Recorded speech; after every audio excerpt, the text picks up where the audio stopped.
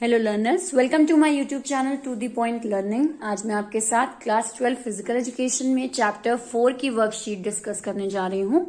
Chapter 4 आपका physical education and sports for CWSN chapter है और इसके अंडर में कौन कौन से आपके क्वेश्चंस पूछे जा सकते हैं या फिर किस तरीके से क्वेश्चंस बन सकते हैं वो आइडिया आपको इस वीडियो से मिलेगा।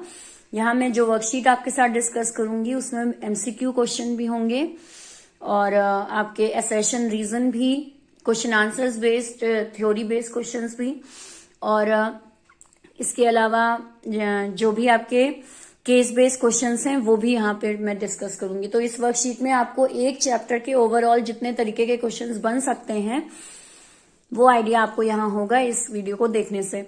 इससे पहले ऑलरेडी मैं 3 चैप्टर तक, जो 3rd चैप्टर था आपका, वहां तक मैं ये इस तरह की वर्कशीट डिस्कस कर चुकी हूं। तो चैप्टर 1, 2, 3 एंड दिस इज 4 ये मैं डिस्कस लाइन से करूंगी चैप्टर 10 तक। तो आपको हर चैप्टर से कम आप जब वीडियो पूरे देख लें और जब आपको चैप्टर बिल्कुल अच्छे से समझ में आ जाए तो ये वर्कशीट्स आपके लिए काफी हेल्पफुल रहेंगी। आप मेरे साथ वर्कशीट्स को सॉल्व भी कर सकते हैं। तो अगर आपने चैप्टर्स अभी नहीं पढ़े हैं तो आई सजेस्ट यू कि इस वीडियो को देखने से पहले आप चैप्टर जरूर पढ़ लें ताकि मेरे साथ आपका एक रिवीजन हो जाए हर चैप्टर को लेकर। सो स्टार्ट करते हैं क्वेश्चन 1 से। आपके MCQ base, choose the correct option. MCQ base question है, Deaflympians cannot be guided by. Deaflympians किन चीजों से गाइड नहीं हो सकते? So your correct answer is whistle. Whistle का मतलब है कि विसल ब्लो करना किसी भी स्पोर्ट्स को स्टार्ट करने से पहले, कि एक सीटी बजाते हैं और तब फिर आपका कोई भी गेम स्टार्ट होता है, वो डेफ लिम्पियंस के लिए नहीं है। जो लोग बहरे हैं वो, उनके लिए इस तरीके का सिंबल सूटेबल नहीं है।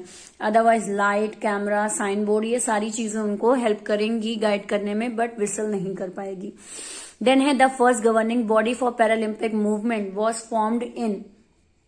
So your answer is 1980। 1980 में आपकी पहली पैरालंपिक मूवमेंट को लेकर कमेटी फॉर्म हुई थी। Then next at question 3, dash expressions are explain from the beginning with support such as picture, scheduler.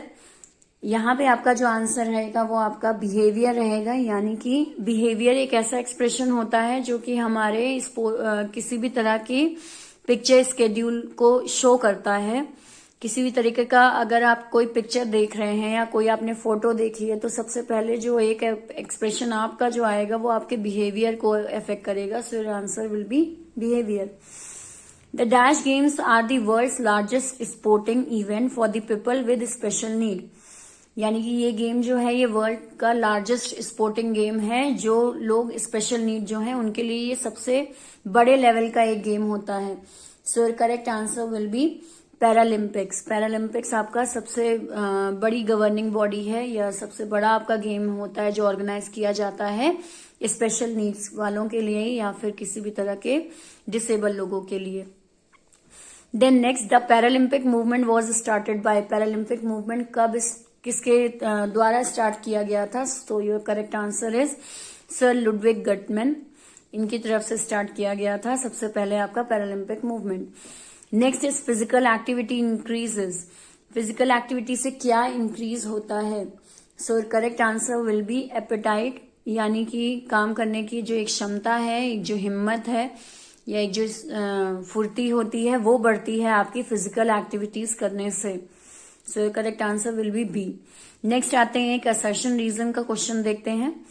Paralympic games are a major international multi sport event for the athletes with special need. पैरालंपिक एक ऐसा game है आपके international level पे जो कि special need यानी विकलांग लोगों के लिए बनाया गया है, जैसे एथलीट विद मोबिलिटी इम्पेयरमेंट, जिनकी मूवमेंट ठीक से पेयर अप नहीं होते हैं या एम्प्यूटेशन है उनको, या ब्लाइंड है वो, या सेरेब्रल पाल्सी है उन्हें, तो उनके लिए ये पैरालंपिक गेम्स होते हैं। So this is what your assertion.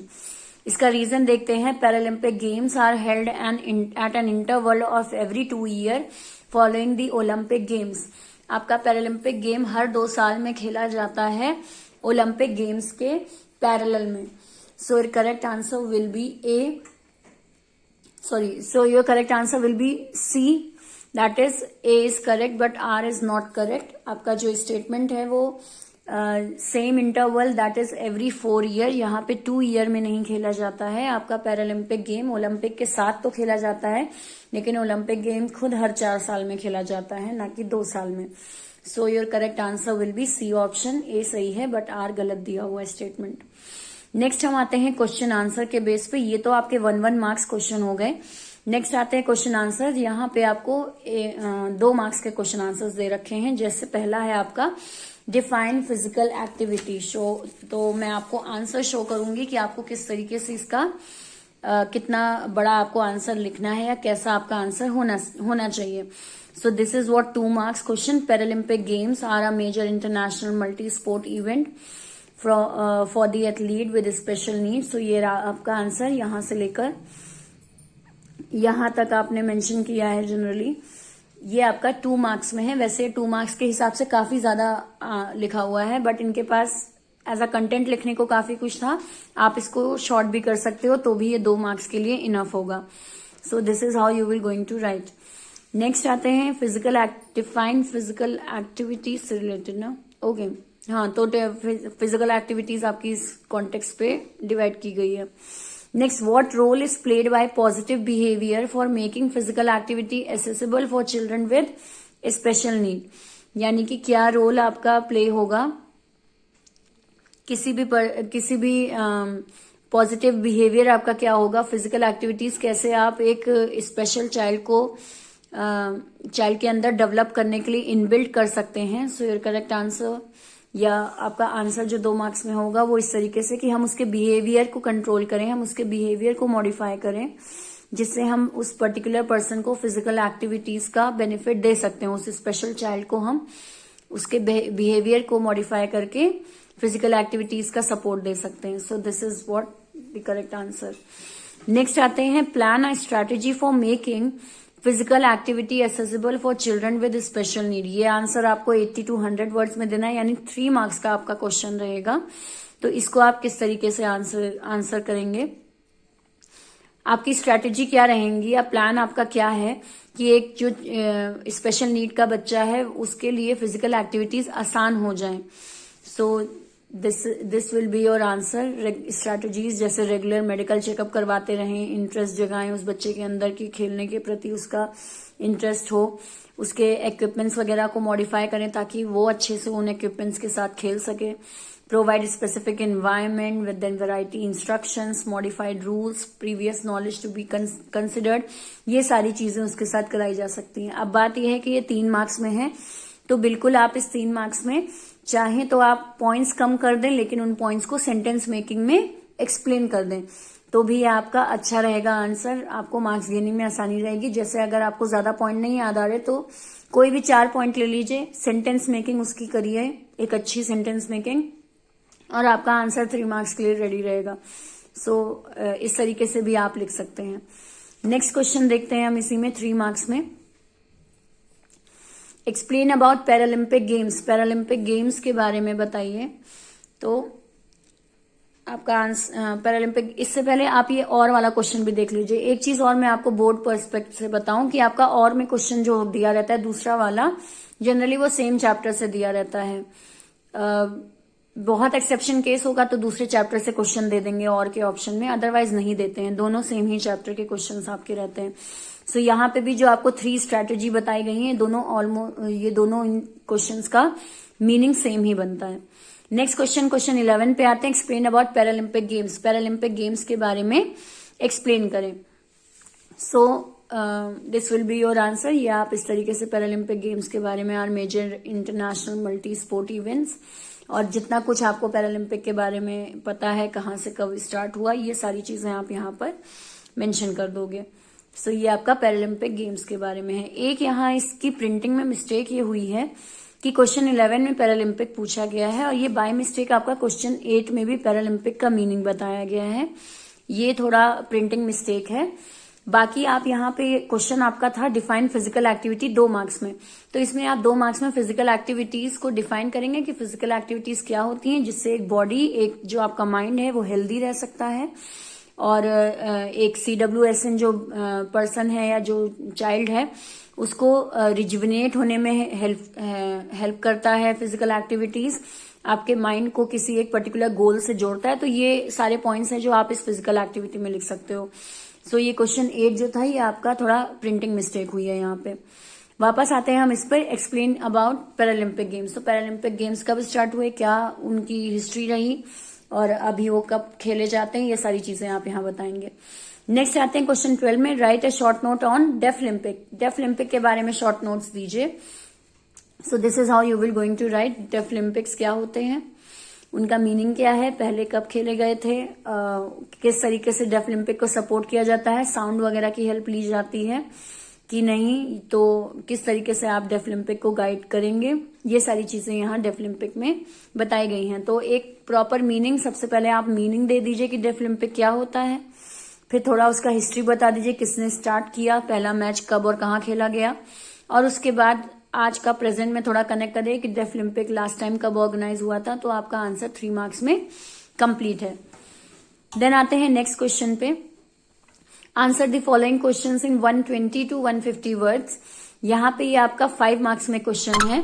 So your correct way is right a detail note on special Olympic Bharat. Special Olympic Bharat पे एक डिटेल नोट दीजिए।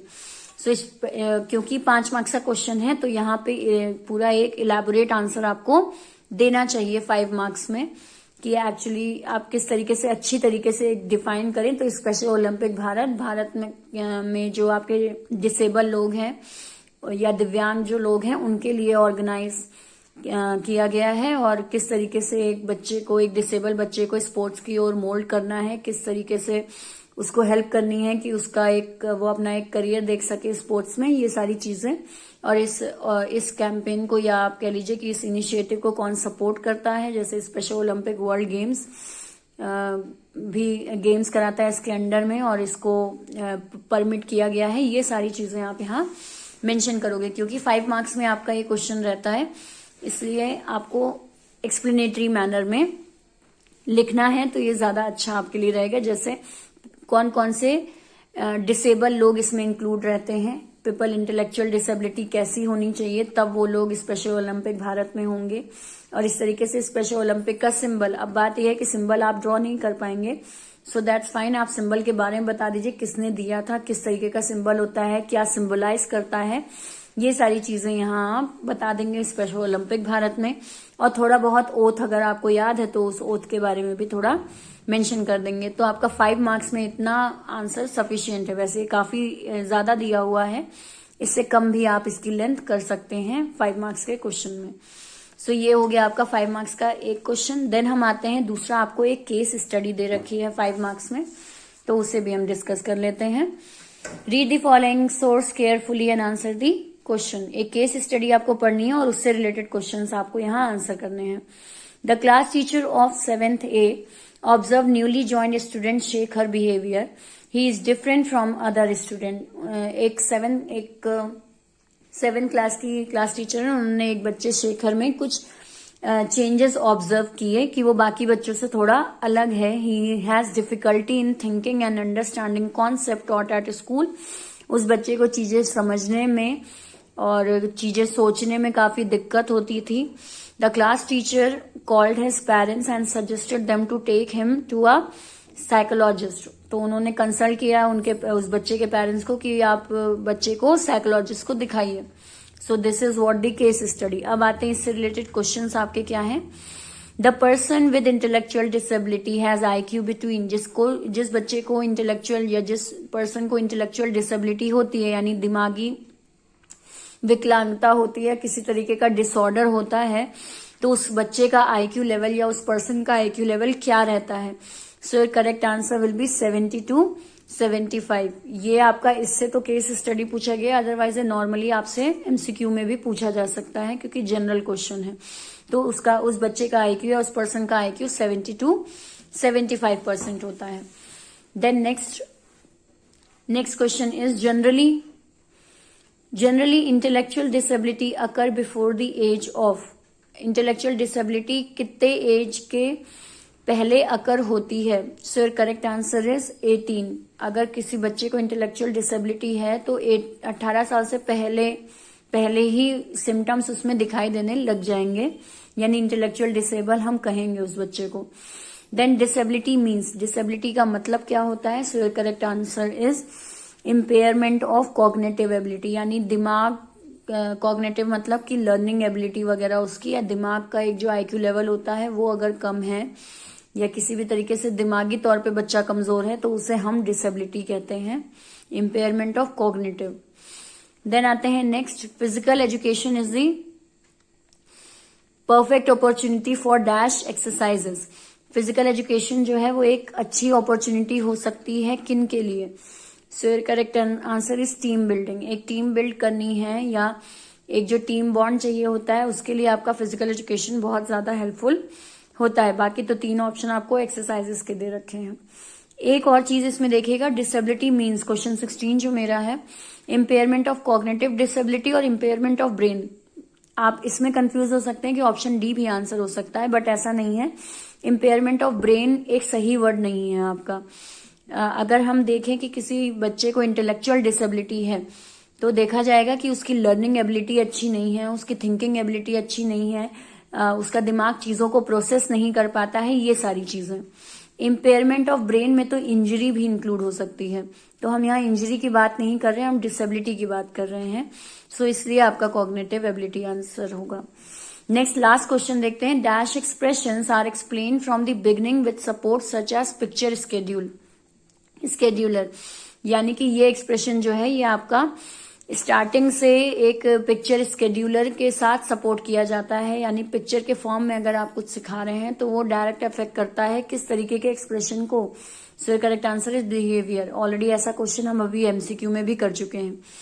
सो बिहेवियर को इफेक्ट करता है जनरली पिक्चर स्केड्यूलर की सपोर्ट से, अगर आप किसी बच्चे को कुछ सिखा रहे हैं या कुछ बता रहे हैं। So this is all about this chapter. ये हमने एमसीक्यूज और इंक्लूडिंग ऑल क्वेश्चंस डिस्कस किए ऑफ चैप्टर 4। नेक्स्ट वीडियो में आपको चैप्टर 5 से रिलेटेड बताऊंगी कि कौन कौन से इंपॉर्टेंट क्वेश्चंस हैं और किस तरीके का आपका क्वेश्चंस बन सकते हैं हर चैप्टर से रिलेटेड। तो आगे के वीडियोस भी जरूर देखिएगा। अगर ये वीडियो आपको समझ में आया है तो लाइक का बटन जरूर क्लिक करें। बाकी आपकी कोई क्वेरी है या आपका कोई सजेशन है या कोई टॉपिक आपको नहीं समझ में आया है तो कमेंट सेक्शन में जरूर लिखिएगा, मैं जल्दी से जल्दी रिप्लाई करूंगी उसका। बाकी आपके क्लास 12 फिजिकल एजुकेशन के जितने चैप्टर्स हैं और उन चैप्टर्स में जितने टॉपिक हैं उन सबका वीडियो मैंने बनाया है, जो कि आपको मेरी क्लास 12 फिजिकल एजुकेशन प्लेलिस्ट में मिलेगा। तो कोई भी टॉपिक अगर आपको समझ में नहीं आ रहा है तो आप उस प्लेलिस्ट पर जरूर जाइए। बाकी प्रैक्टिकल फाइल्स कैसे बननी है आपके फिजिकल एजुकेशन की, तो उसका भी वीडियो मैंने बनाया है, जिसका लिंक आपको यहाँ डिस्क्रिप्शन बॉक्स में मैं दे दूंगी, तो आप वो भी जरूर देखेगा। आपको बहुत ज्यादा गाइडेंस मिलेगा कि आपको अपने प्रैक्टिकल फाइल किस तरीके से प्रिपेयर करनी है। और जल्दी ही मैं एक वीडियो बनाऊंगी कि प्रैक्टिकल वाइवा आपका किस तरीके से होता है फिजिकल एजुकेशन का, तो उस वीडियो को भी जरूर देखिएगा, जिसके लिए चैनल को सब्सक्राइब जरूर कर लीजिए और बेल आइकन पे क्लिक करिए ताकि जैसे ही मैं वीडियो डालूं नोटिफिकेशन आप तक पहुंचे। So thank you and have a nice day.